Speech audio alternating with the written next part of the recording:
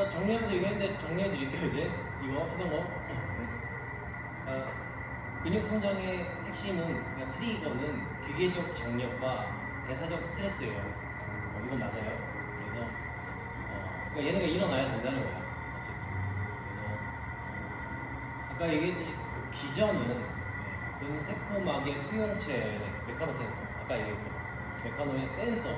그 얘네들이 하는 역할들을 통칭해서 생리학적인 반응을 이 메카노 트랜스덕션이라고 얘기하는 거고, 메카노 센서, 이 단어구나. 내가 얘기하려고 한 게. 이 메카노 센서가 아까 얘기했듯이 그 세 가지 정도 있다고 얘기하는 거고, 걔네를 통칭 메카노 센서라고 얘기하는 거고, 얘네가 물리적으로 감지하면 얘네를 화학적 신호로 변화하는, 시키는 메카노 트랜스덕션이 발생하는 거예요. 그러니까 메카노 센서들이 반응해야 이 과정이 발생하는 거죠. 그래서 얘네들이 이제 부하를 감지해서 트랜스덕션이 일어나야 되는 조건이 아까 말했듯이 그 어떤 특정 수준 역치 이상인 거. 제가 배운 내용대로 60에서 80% 이상, 85% 정도까지 최대. 여기는 80%라고 되어 있네. 근데 제 기억은 85%거든요. 근데 뭐 우선은 내가 배운 내용대로는 60에서 80% 이상이라고 나와야 돼요. 원활하게. 역치 이상의 부하와 근섬유의 점진적 과부하. 이때 그 주요 호르몬이랑 효소 반응이 그 카테코라민이라는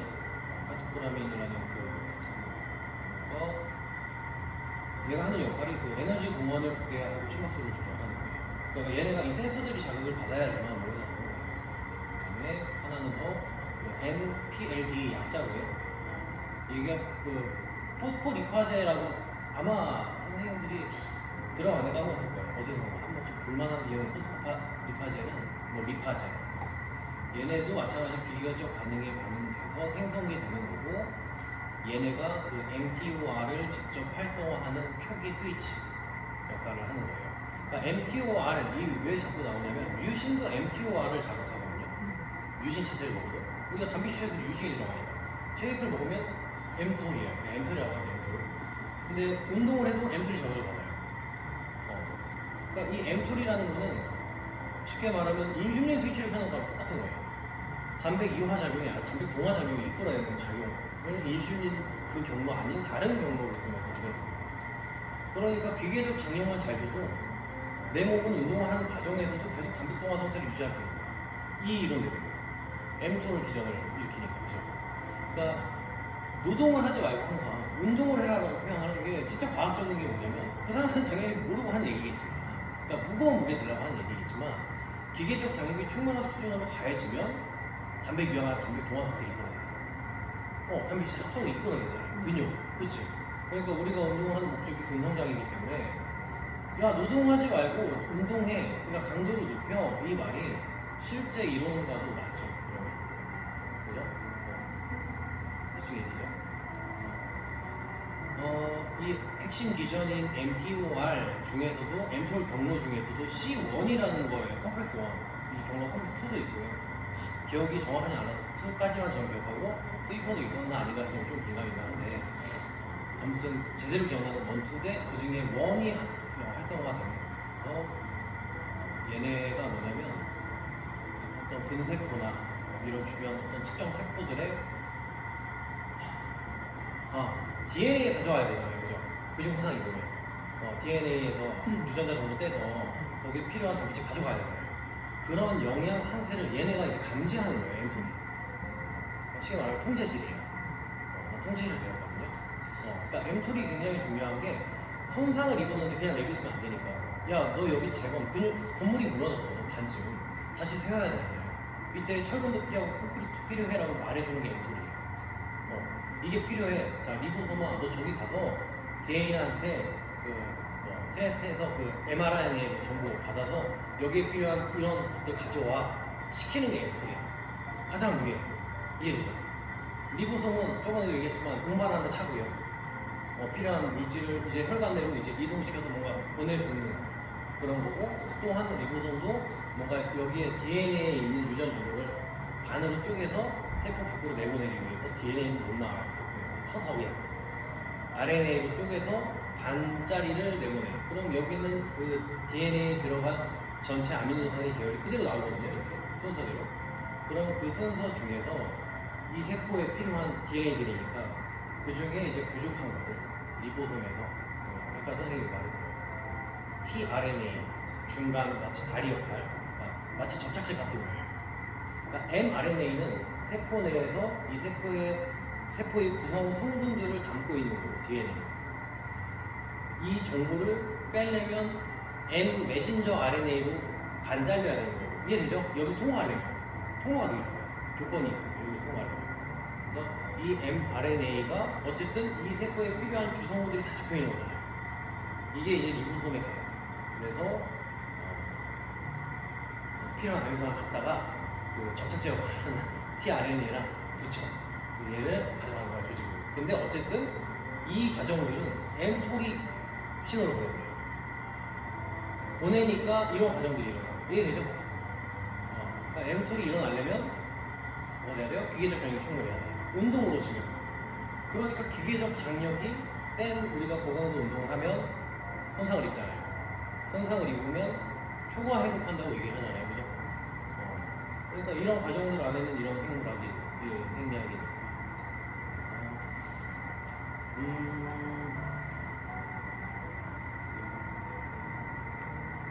너무 세심하고 너무 어렵게 안 할게요. 나도 어려워서 지금 기억 안 나는 것도 있고.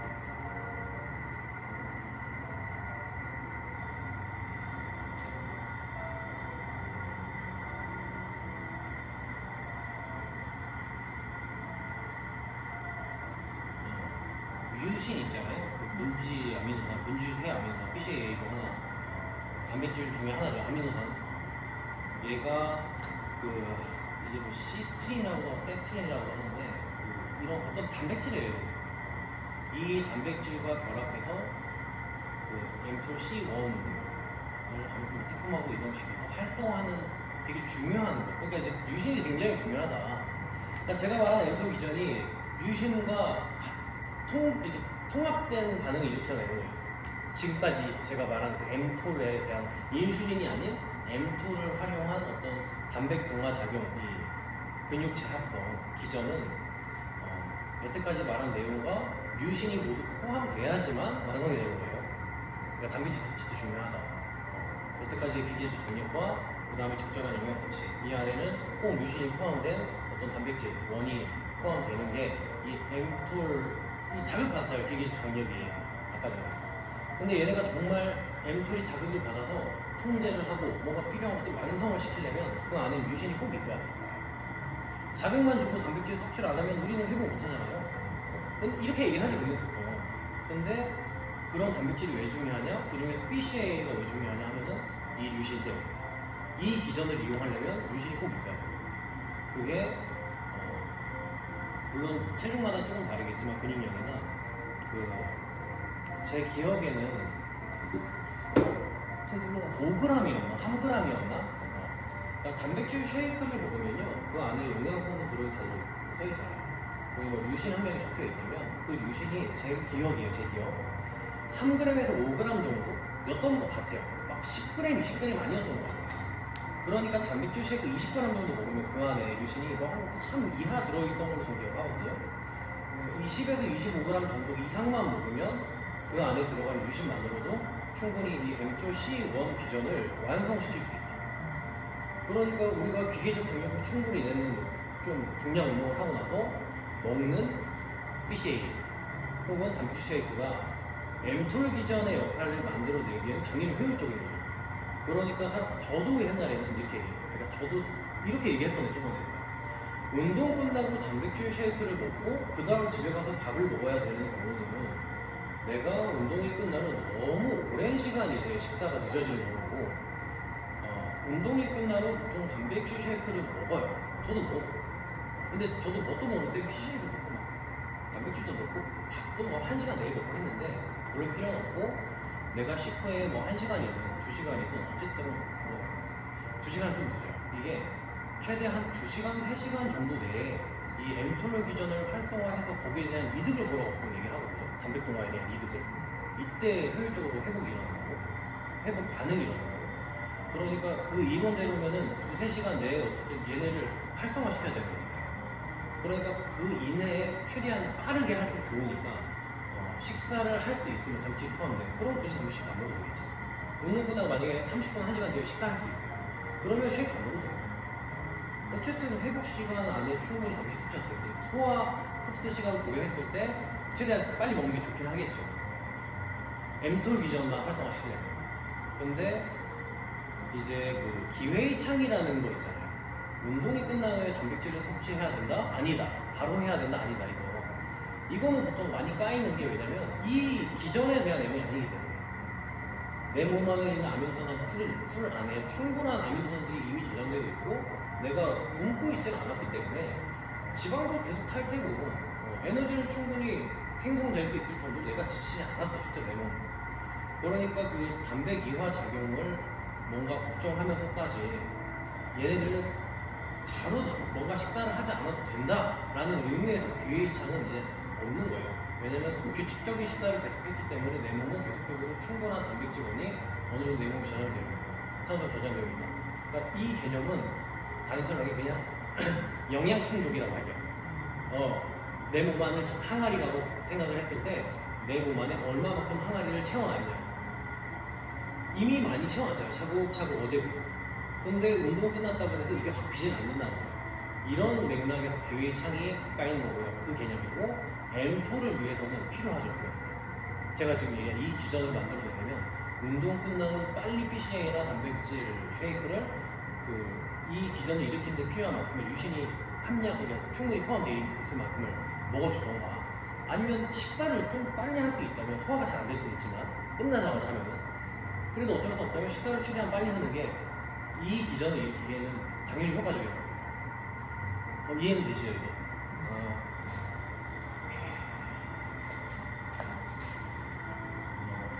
DNA 같은 거 얘기했으니까 그래서 그 아까 전에 얘기했던 위성세포 셀 이거는 이제 이 기계적 장애 강한 스트레스 아까 말했던 60에서 80 혹은 제가 얘기했던 제 개인적인 생각 85% 정도 내에서의 그런 좀 강한 어떤 스트레스를 내 몸이 기계를 받아야지만 근섬유 주위에 약간 이제 스위치가 하고 예를 들면 잠들어 있던 그런 위성세포들이 깨워져요. 활성화돼요. 그래서 이 세포들이 분열하여서 기존 근섬유에 여기는 그 자기의 핵을 기증한다고 되어 있어요. 그러니까 위성세포도 세포니까 핵이 있을 거예요. 그러면 자기가 갖고 있던 핵이 있어야지만 세포라고 부르는 거예요. 이 핵을 근세포로 기증하는 거예요. 그럼 세포가 넘어간 거예요. 그래서 이 핵이 많아질수록 단백질 합성 능력이 영구적으로 상승한대요. 합성 능력이 영구적으로 상승한다? 그러면 핵이 증가한 거잖아요. 그러면 핵 하나당 세포 하나 일란성 상승이 일란성 상승이에요. 이거는 총 세포가 하나인데 2개의 핵이 들어가 있거나 그러니까 2개의 난자인데 난자가 2개가 있어요. 이거를 일란성이라고 하잖아요. 근데 난자가 하나인데 2개가 들어갔어요. 이건 일란성이잖아요. 그럼 하나의 셀 안에 핵이 2개인 거잖아요. 그럴 수 있잖아요. 근데 난자가 2개인 거랑 하나는 다른 거잖아요, 완전. 근데 여기서는 기증한다고 됐죠. 핵은 하나인 거예요. 그러니까 이제 세포는 하나인 거예요. 근데 핵이 2개가 된 거예요, 쉽게 말하면. 근세포에 원래 있던 핵과 위성세포가 기증한 핵이 들어간 거예요. 그러니까 전체 그 섬유의 개수를 증가한 게 아니에요. 왜냐면 섬유의 개수가 증가하려면 쉽게 말하면 난자가 하나가 생겨야 되는 거예요. 세포라는 이 근섬유라는 세포는 쉽게 말하면 난자라고 하게 표현을 해야 난자 안에 이미 핵이 존재하고 근데 여기에 위성세포가 들어간 거예요. 그러면 이거는 일란성상제인 거예요. 근데 우리가 근섬유, 근세포가 증가한다 이 개념도 있잖아요, 우리가 그죠? 특히 이제 아주 어릴 때 활발하게 세포 증식이 일어나고. 근데 여기서 말하는 이 위성세포는 근섬유에 핵이 그냥 들어가는 개념이라서 뭔가 근섬유의 단면적은 증가하고 또 그 근섬유의 어떤 초과 회복에 대한 어떤 효율성이 증가하는 역할을 하는 거지. 뭔가 근섬유 다발의 개수가 내가 이전에 봤을 때는 하나였는데 위성세포가 들어갔다고 해서 근섬유가 2개가 됐네? 이건 아니에요. 흡수랑 기증이랑 아 아니 흡수 똑같은 거. 야, 지금 그냥 기증한다라는 개념이 뭐 흡수됐다 똑같은 거예요. 근데 왜 얘는 섬유가 묻어났다고 표현하는 거예요? 이게 위성세포가 들어가서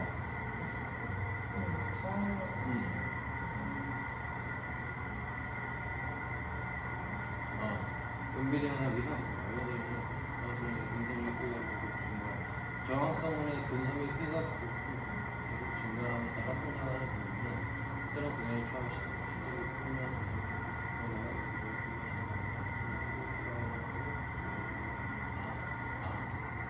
핵이 들어갔다, 핵을 기증했다. 제가 말한 핵 기증했다는 어쨌든 이 막 안에 세포가 2개가 들어간 상태예요. 이 상태에서 그 근육 자체 내 어떤 초과적인 회복이나 아무튼 근육을 강화시키는 그런 역할을 계속해. 그래서 얘네가 단면적이 늘어나잖아요. 그러면 얘는 이제 증식을 해야 돼요. 그러니까 쉽게 말하면 엄마 뱃속에 말이 안 돼. 내가 그 작은 항아리에 담겨져 있는 풍선이야. 근데 2개의 풍선을 계속 부어요. 막 터지잖아요. 그럼 얘가 나와야 돼. 팅 하고 나와야 돼. 그때 이제 개수가 증가하는 거예요. 그러니까 위성세포가 처음에 제가 얘기한 거는 그 위성세포가 활성화되면 선생님이 아까 전에 뭐 핵을 한다고 했잖아요. 그 개념은 어쨌든 하나의 근세포 속으로 들어가는 거예요. 그래서 기증이라고 생각하고 여기서. 근데 얘네가 이제 초과 회복을 하고 점점점 단면적이 늘어나고 강해지면서 분열이 일어나요, 끝내. 그러니까 과정이 그건 좀 나중이고 지금은 그때의 현상. 왜냐면 지금 요 생리학 기전은 딱 운동 끝나고 뭔가 식사하고 요 단계이기 때문에 그러니까 이제 처음 일어나는 위성세포의 활성화 그 바로 이유는 우선은 바로 딱딱 2개가 나뉘지 않는 거예요. 그런 반응들이 계속적으로 일어나면서 전반적으로 근육 세포 수가 증가하긴 하죠. 이해되죠? 그래서 근데 이런 근육 세포의 증가는 보통 나이가 들면 들수록 점점점 굉장히 더뎌지고 지금 최근에 또 내용은 전 이건 잘 모르는데 제가 마지막으로 봤을 때까지만 해도 근육의 세포 수는 막 증가하지 않는다라는 말도 있었으니까 옛날에는 정말 영리하더라고요. 성장기 때, 충분한 성장기 때, 어릴 때야 근세포 수가 막 증식을, 특히 애기들 증식해야죠. 막 증식하는데 이게 신경과 수동이 점점 떨어지고 막 이러면서 세포 증식이 점차 낮아져요. 굉장히 그래프상으로. 그러면 제가 본 대학원에서 본 그래프상으로는 이 세포 증식에 대한 그래프는 기하급수적으로 초기 때 엄청 올라가다가 거의 한강상승이 돼요. 그러니까 떨어졌는지 아닌지 기억이 안 나는데 거의 리밋, 제한이 된다고 그때는 저는 배웠어요. 근데 뭐 약간씩 뭐 증식은 한다. 그래서 그때 당시에도 그러면 근세포는 숫자가 증가하는 거냐 아니면 단면적만 늘어나는 거냐. 그러니까 단면적 크기가 늘어나는 거냐 하나의 정도만. 그러니까 어쨌든 세포수도 증가한다. 하지만 영유아 때 특히 많이 증식을 하고 개수예요. 개수. 어린이 돼서는 개수의 증가가 굉장히 어렵고 미비하기 때문에 그 어릴 때 조금 더 신체 활동을 많이 해야 돼요. 그래서 이제 그 유아체육에서 이런 거 굉장히 강조를 하고 제가 배웠던 내용은 약간 이런 쪽이라서 딱 이렇게만 배워요.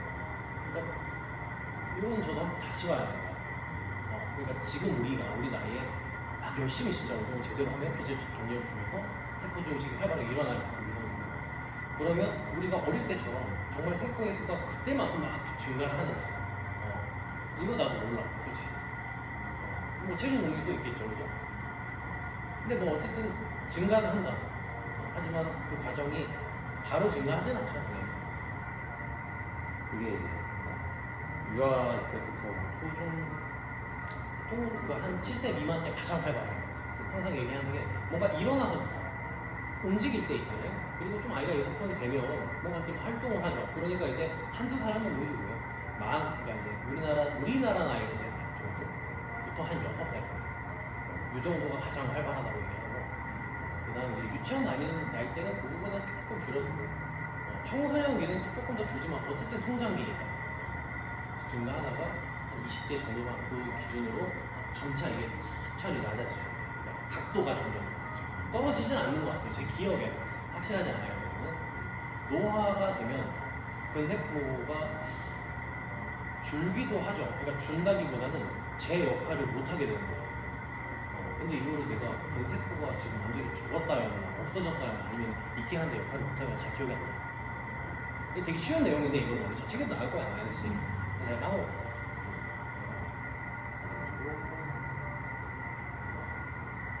약을 뽑아서 이제 막 근육이 커지는 거, 세포 수도 많아지고 감면적도 커지고.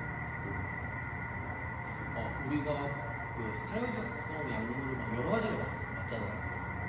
인슐린도 맞고, 성장 호르몬도 맞고, GH, 그다음에 그 인슐린 유사 성장, 그 인슐린 유사, 그러니까 IGF-1 이런 것도 맞고요. 뭐 테스토스테론, 남성 호르몬 이거 주사를 많이 받는데, 그러니까 테스토스테론 남성 호르몬이고, 그러니까 어쨌든 얘네들 전부 다 보통 한 사람 다 하는 게 뭐냐면 IGF-1은 위성세포를 활성화하는 거예요. 다 다른 거구나. 다 달라요. 네, 다 달라요. 그러니까 뭔가 조금씩 달라. 근데 저도 지금 다 까먹었어요, 솔직히. 아니, 제가 이제 느낌으로는 알죠. 나도 느낌으로는 알아. 만약에 내가 보디빌더 지금 대회 나갈 거야, 저는 딱딱딱 나한테 필요한 걸 사겠죠. 나는 느낌으로 내가 머리는 아는데 설명을 못 하겠어요. 약간 겉핥기식으로 대충 이쪽으로 솔직히 제가 전부가 안 돼, 약은. 저도 그냥 그때 이제 브로커들이나 정상 유통하죠. 통해서 사는 게 아니에요. 브로커도 통해서 사는데 걔네들이 이제 마치 약사도 아니니까 걔네가 설명해 주는 대로 공부하고 나름대로 공부도 하고 하면서 이제 했던 건데 뭐 제가 이제 그냥 안 나가니까 운동은 아닌데 까먹었어요. 근데 아무튼 다 다른 역할을 그 경구약도 다 다른 역할을 합니다. 어떤 거는 남성 호르몬 수치를 증가시키고, 어떤 거는 성장 호르몬 수치를 증가시키고, 어떤 거는 인슐린 작용을 이끌어내고 진짜 인슐린 주사를, 어떤 거는 IGF 약간 인슐린과 유사한, 그러니까 mTOR이죠. 이쪽을 관여하는 거고. 그래서 동화대사 작용을 활발하게 계속적으로 유지할 수 있게 해주고 이런 거예요. 아닙니다.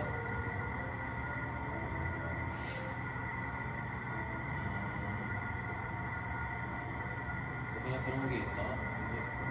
인슐린 같은 경우가 아민소선 포도당을 세포에 유입시키는 역할을 하는 거잖아요, 그죠? 우리가 밥을 먹고 인슐린이 활발해지면 얘네가 뭔가 세포에 필요한 것들로 적재적소에 단백 동화 상태로 필요한 것을 보내준다, 이런 역할을 하잖아요, 인슐린, 그죠?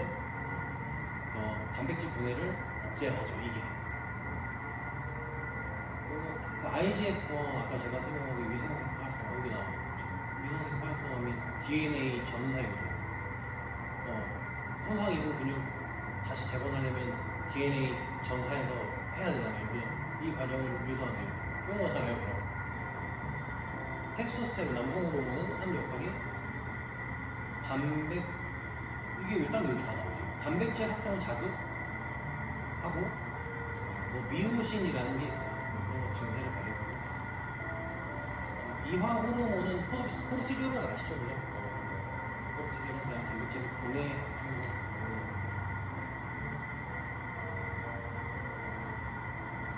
운동 후에 회복률 초과해보면 한 24시간, 이틀 정도, 그 다음에 한 48시간, 우리가 아는 대로 최대 한 이틀에서 아니면 한 4일 정도 동안, 아니 이틀이 아니지, 24시간이 하루니까 하루에서 이틀 동안인 거예요. 하루에서 한 이틀 동안 일어나는 동화작용의 결과로 근육량이 증가한대요.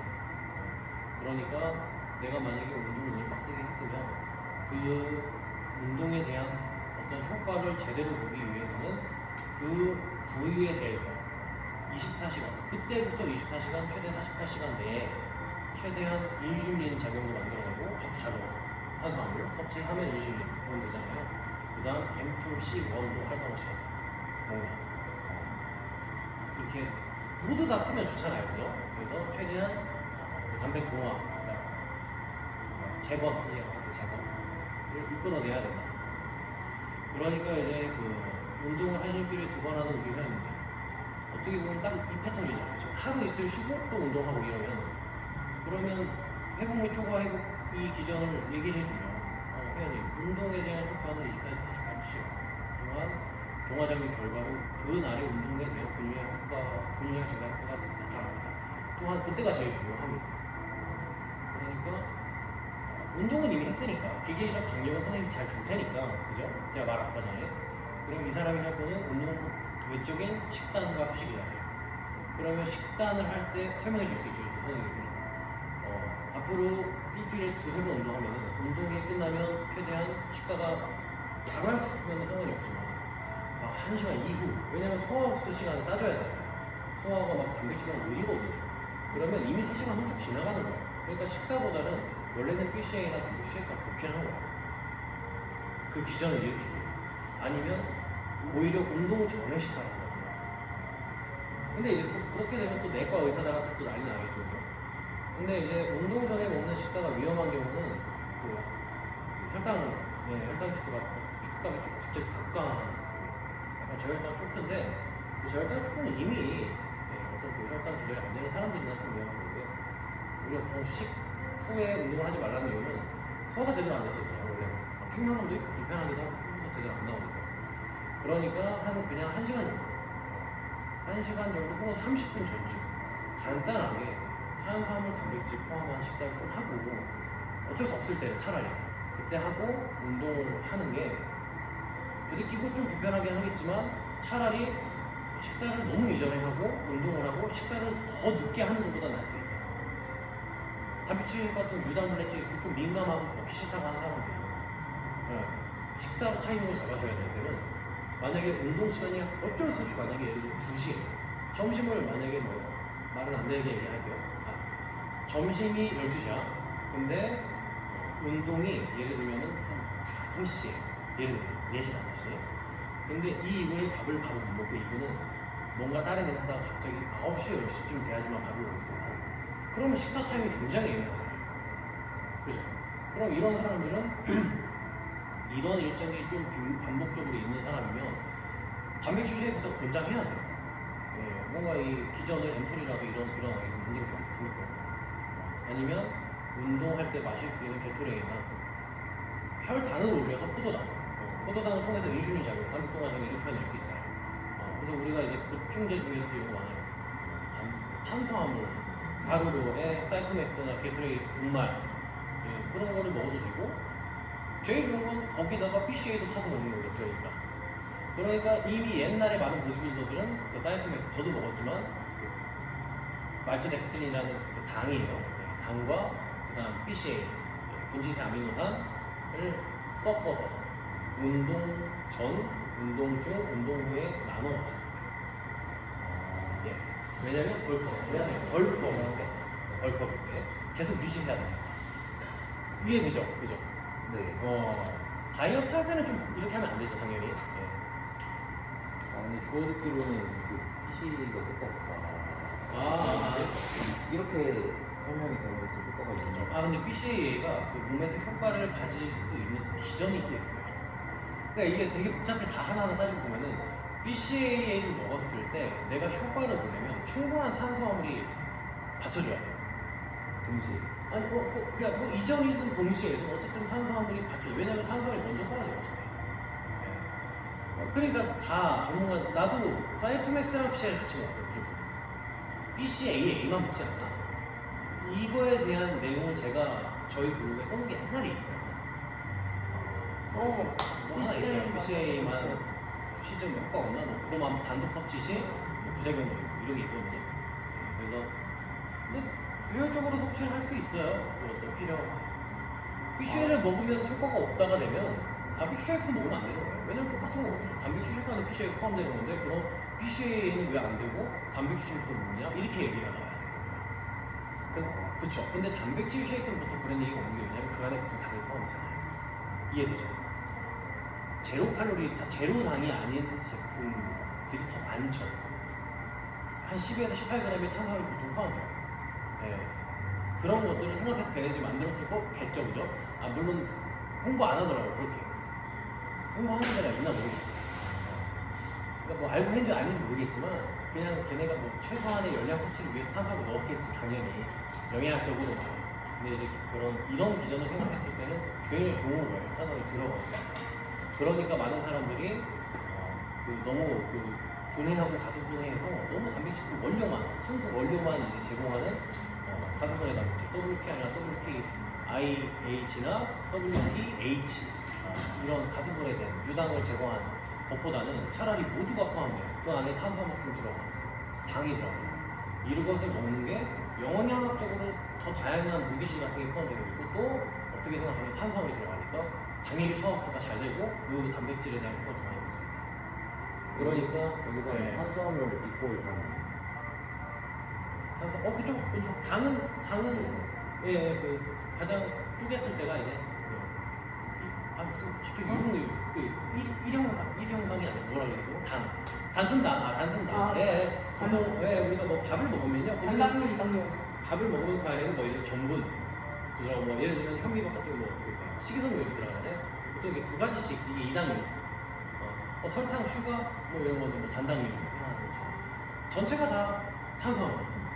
그럼 탄수화물 우리가 먹는 밥에는 그러면 설탕 성분이 없냐? 설탕을 어쨌든 소화 흡수할 때는 끝내 푸잖아. 그러니까 밥을 먹어도 똑같은 거예요. 예, 그냥 단맛이 내냐 안 되는 차이지.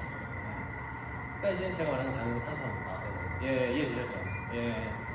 그러니까 이제 유당이 포함된 가수분해 되지 않은 그 단백질을 먹는 게 쉐이크를 먹는 게 원래는 가장 이점입니다. 대신에 단백질 순수 함량 자체는 아무래도 다른 것들이 껴있다 보니까 적을 수밖에 없어요. 좀 많이 먹어야 돼. 양 자체가. 3스쿱을 먹어야 돼. 그리고 유당불면증 있는 사람들은 그만 자기도 가스가 설사하니까 못 먹잖아요. 근데 그렇지 않은 사람들은 보통 유청 단백질, 순수 유청 단백질을 먹으라고 아는 사람들은 추천해요. 가수분해 된 거 WPI 먹죠. 그러니까 옛날 사람들이 한창 빨간통 신타식스 그거를 맛있다고 많이 먹긴 했는데 그게 이제 WPI로 들어가고 약간 가수분해제 유청 섞여 있어요. 그때 사람들은 그 좋은 걸 그냥 알아 먹은 거예요. 맛있다고 그냥. 저도 신타식스를 먹었고 전 알고 먹었어요.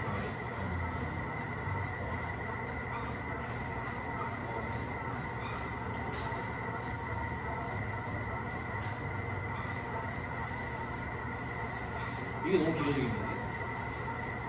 이 정도 하면 우선 전반적으로 지금까지 통은 대충 가면 됐거든요. 아니, 여기 더 있는데, 이거 좀 나중에 수업인데, 선생님 질문 있어요? 공부.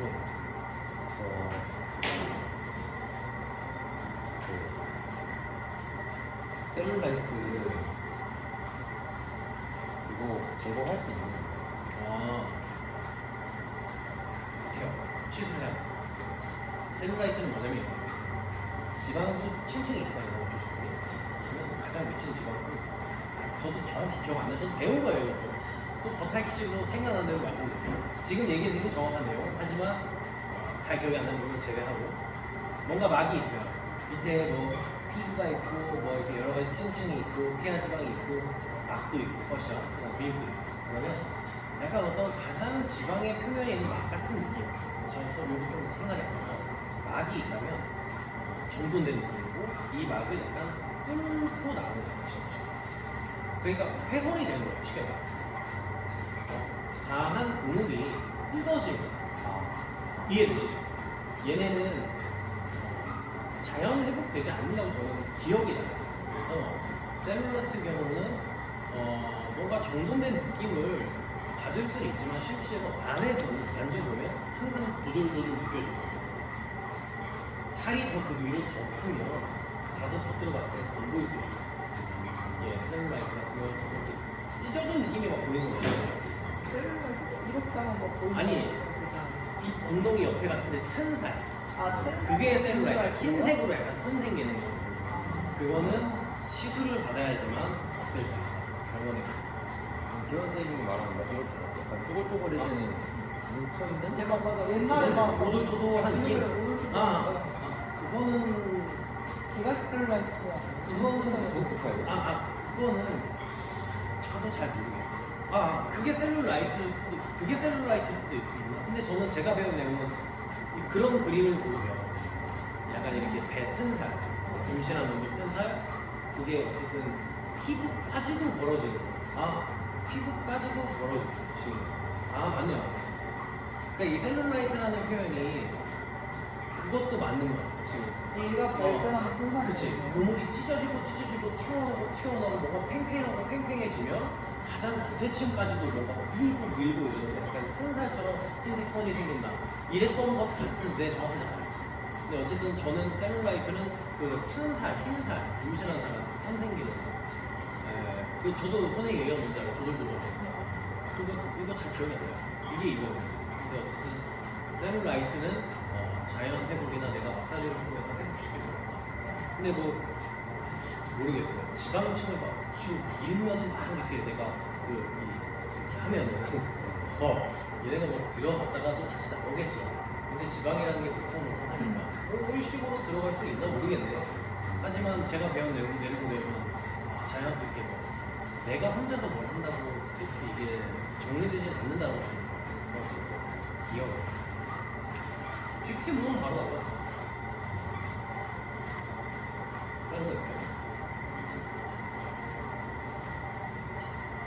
그거랑 중요한 거 물어보려고 했는데 오늘 딱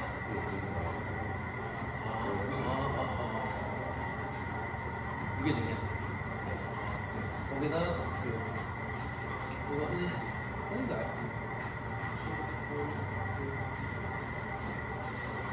이 문제로 무게를 증량시켜요. 풋볼 2 이게 두 번의 훈련 기간 동안 같은 부위로 했을 때 총 3번의 세트를 받는다면 제주도에서요.